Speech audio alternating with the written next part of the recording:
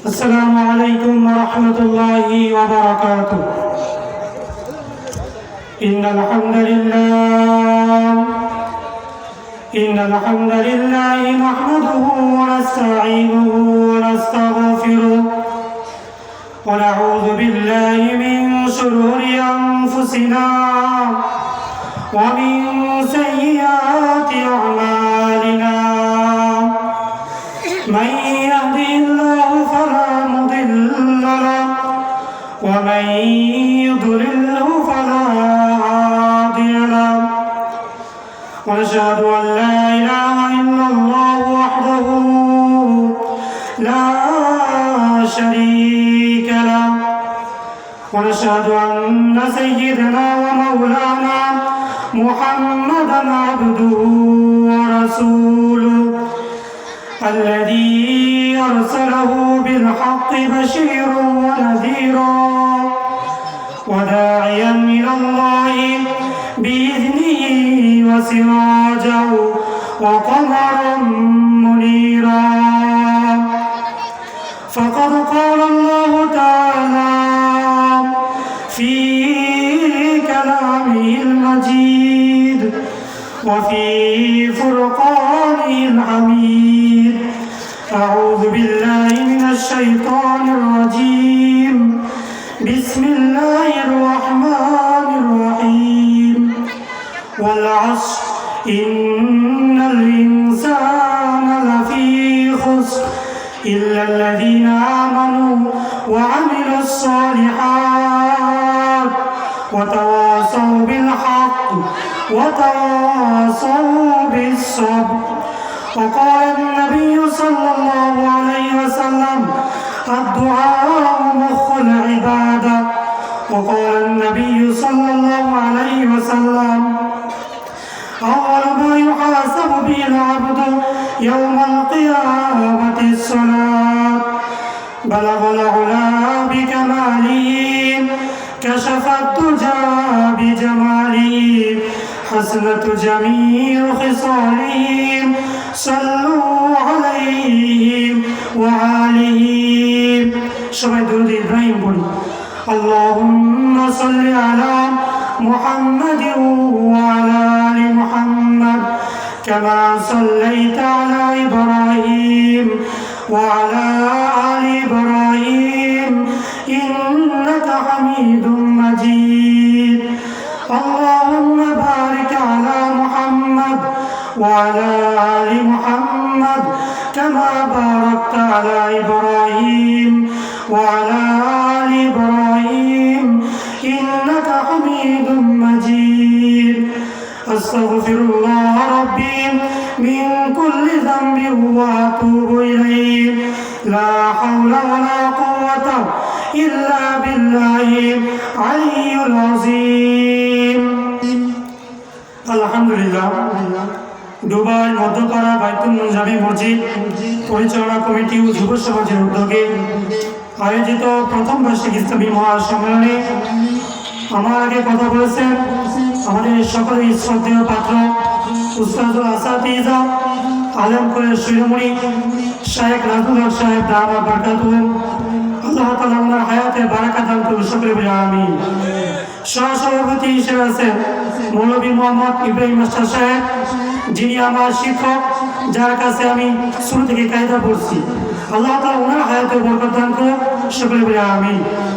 সময় তো আছে, সময় কম, তো আমি ভূমিকা ছাড়াই সরাসরি আমার কথার মধ্যে ঢুকতেছি।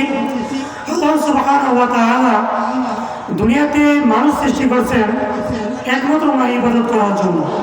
আল্লাহ তাআলা কি বলতেছেন? ওয়ামা খালাকাতুল জিন্না ওয়াল ইনসা ইল্লা লিয়াবুদুন। আমি দুনিয়ার মধ্যে মানুষ এবং জিনকে শুধুমাত্র সৃষ্টি করছি আমার গোলামি করার জন্য, আর বাকি সকল মাখলুককে সৃষ্টি করছি মানুষের গোলামি করার জন্য। সম্মানিত হাজরিন, কথা এটা যদি বুঝতে পারি আমার আমল করার জন্য এটাই যথেষ্ট। কি যথেষ্ট? যে আমাকে আমার রব কি জন্য সৃষ্টি করছে? তার গোলামি করার জন্য। আর বাকি মাখলুকগুলো সৃষ্টি করছে আমার এবং আপনার গোলামি করার জন্য। কিভাবে? আচ্ছা, আমাদের সাপ তো আমরা সকলেই চিনি। এই সাপ দেখলে ভয় কে না পায়? সকলে তো ভয় পায়। আচ্ছা, সাপ কি উপকারে আছে আমাদের? আমাদের সাধারণ দৃষ্টিকোণ থেকে আমরা তো দেখি যে সাপ দেখলে ভয় পায়, এটা মানুষকে কামড় দিলে মানুষ মারাও যায়। এটা আবার কিভাবে উপকারে আসে? এরকম ভাবে বিজ্ঞানীরা গবেষণা করে বাহির করছে, সাপ যদি না থাকতো আমাদের দুনিয়াতে এমন অদৃশ্য ব্যাকটেরিয়া আছে, অদৃশ্য জীবাণু আছে যা মানুষ চোখে দেখতে পারে না। কিন্তু সাপ যখন তার বিষাক্ত শ্বাসটা জমিনে ছাড়ে, ওই শ্বাসের বিষক্রিয়ার কারণে অদৃশ্য ব্যাকটেরিয়াগুলো মারা যায়। দেখেন কত বড় একটা নিয়ামতের কথা। এরকম ভাবে কুকুর দেখান তো, আমাদের সমাজে কুকুর কোনো কাজে আসে? আমরা সাধারণ দৃষ্টিকোণ থেকে চিন্তা করলে কুকুর কোনোই কাজে আসে না। কিন্তু আল্লাহ তাআলা যে কুকুর সৃষ্টি না করতেন, আমাদের দুনিয়া, আমাদের সমাজ, আমাদের বাড়ির আশেপাশ ময়লা দিয়ে ভরে যেত না। আমরা জানি কুকুর তো নোংরা খাবার খায়। যদি কুকুর, শিয়াল এদেরকে সৃষ্টি করে না হয়তো, তো ওরা তো দুনিয়াতে যে আমরা নোংরা করতেছি, ওটা দুর্গন্ধ তো আমার দুনিয়া থাকার অনুপযোগী হয়ে যাইত। চিন্তা করেন আল্লাহ কত মেহেরবান, কত তীক্ষ্ণ বুদ্ধি থাকলে উনি এরকম করে দিয়েছেন। এই কারণে বলছেন, ওমা খালাকতুল জিন্না ওয়াল ইনসা ইল্লা লিয়াবুদুন। আমি মানুষকে সৃষ্টি করছি আমার গোলামি করবে, বাকি সব কিছু সৃষ্টি করছি মানুষের গোলামি করবে। সম্মানিত হাজরিন, আমি যে আয়াতে কারিমাটা তেলাওয়াত করেছি সূরাতুল আসর, হাদিসে বাকি আছে, যদি দুনিয়ার বুকে পবিত্র কালামের অন্য কোনো সূরা নাযিল নাও হয়তো, কোনো আয়াতে কারিমা নাযিল নাও হয়তো, কোনো মানুষ যদি সূরাতুল আসরের উপর ইয়াকিন রেখে আমল করে, তার জন্য কোরআন বোঝা, দুনিয়া বোঝা, আল্লাহর গোলামি করা, আল্লাহকে রব মানা, নবীকে নবী মানা, দুনিয়াতে মানুষের তাবেদারি চাইরা আল্লাহকে রব মানার, তার জন্য এটাই যথেষ্ট হয়ে যেত। কি জন্য? আল্লাহ তাআলা বলতেছেন ওয়াল্লাহ, সময়ের কসম।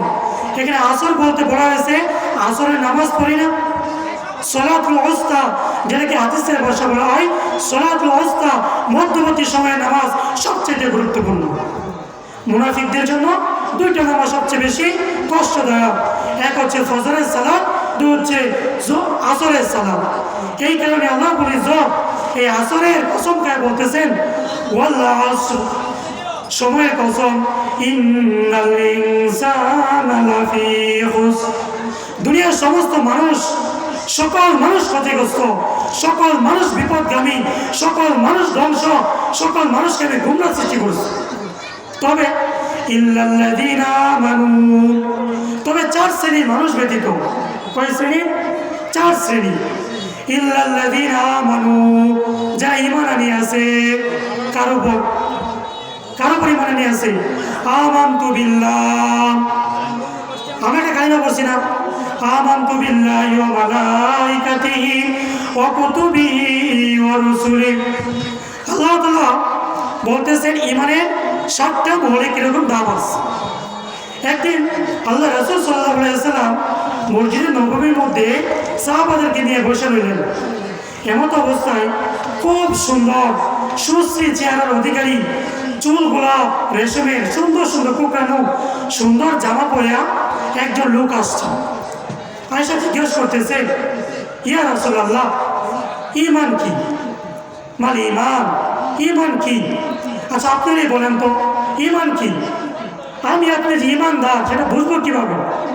ঈমান তো দেখাও যায় না, ধরাও যায় না, ছোঁয়াও যায় না, বুঝবেন কিভাবে? বুঝতে হবে না যে আমি কি ঈমানদার না বেঈমান? বুঝতে হবে না? আমি নামাজ পড়ি তার মানে ঈমানদার, রোজা রাখি তার মানে ঈমানদার, হজ করতেছি তার মানে ঈমানদার, যাকাত দিতেছি আমি ঈমানদার? না না, এটির সাথে ঈমানের কোনো সম্পর্ক নেই। তো উনি কি বলতেছেন? ঈমানের 7টা মৌলিক বিষয়ের মধ্যে প্রথম হচ্ছে কি?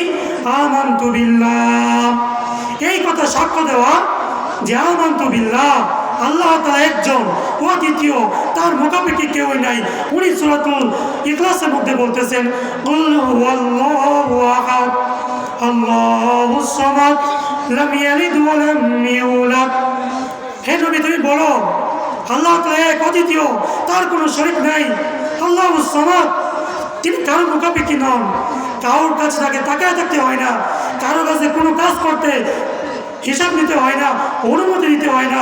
উনি বলে কোন ফায়াকুন, সাথে সাথে হয়ে যায়। সময় তো হাজির, তুমি বলতেছে আমানতু বিল্লাহ, আল্লাহর প্রতি ঈমান আনো। কিভাবে ঈমান আনবা? এরকম ভাবে ঈমান আনা, যেরকম ভাবে ঈমান আনলে তোমাকে যদি চুলে চড়ানো হয়, তোমাকে যদি কতল করা হয়, তোমাকে যদি এরকম ভাবে জ্বলন্ত আগুনের মধ্যে ফালিয়ে দেওয়া হয়, তাও তুমি শিরিক করবা। সময় তো হাজির, যদি এরকম ঈমান আনতে পারি, তাহলে হযরতে ইব্রাহিম আলাইহিস সালামের মধ্যে আমাকে আগুনে ফালিয়ে দিলেও ওই আগুনটা ফলে বাগান হয়ে যাবে।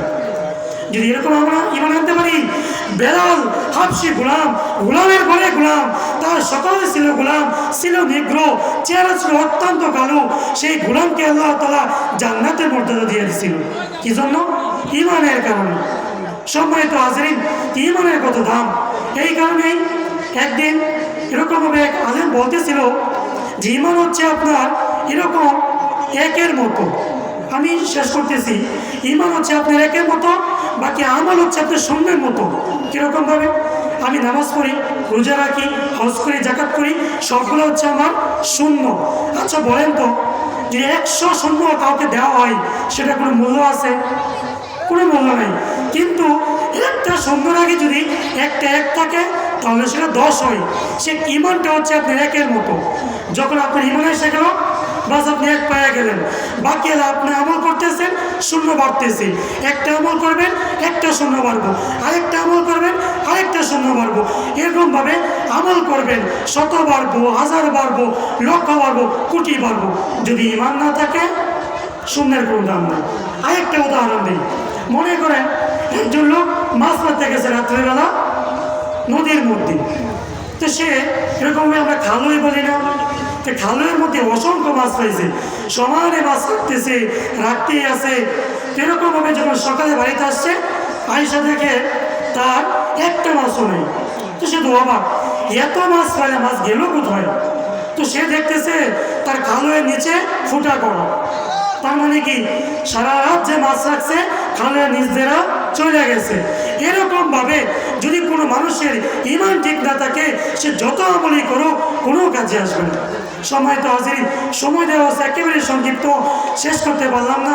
শুধু একটা কথাই বলি, আপনার আমার ঈমান যদি ঠিক থাকে, ঈমান আছে কিনা এটা কীভাবে বুঝবেন? একটা কাজ করলে। আল্লাহ রাসূলের কাছে জিজ্ঞেস করছে, হে রাসূলুল্লাহ, আমার যে ঈমান আছে এটা কীভাবে বুঝবো? যে যদি তোমার ভালো কাজ তোমাকে আনন্দিত করে, যদি তোমার নেক কাজ তোমাকে উৎসাহিত করে, এবং খারাপ এবং মন্দ কাজ যদি তোমাকে এরকমভাবে দুঃখিত করে, তাহলেই তুমি ঈমানদার। সময় তো আছে, আমাদের সবাইকে আল্লাহ রাব্বুল ইজ্জত পরিপূর্ণ ঈমান আনার এবং পরিপূর্ণভাবে ঈমানের সাথে চলার এবং ঈমানের সাথে মৃত্যুদান করো। সকলে বলে আমিন। ওয়া মা তাওফীকি ইল্লা বিল্লাহ, আলাইহি তাওয়াক্কালতু ওয়া ইলাইহি উনীব। আসসালামু আলাইকুম ওয়া রাহমাতুল্লাহি ওয়া বারাকাতুহু।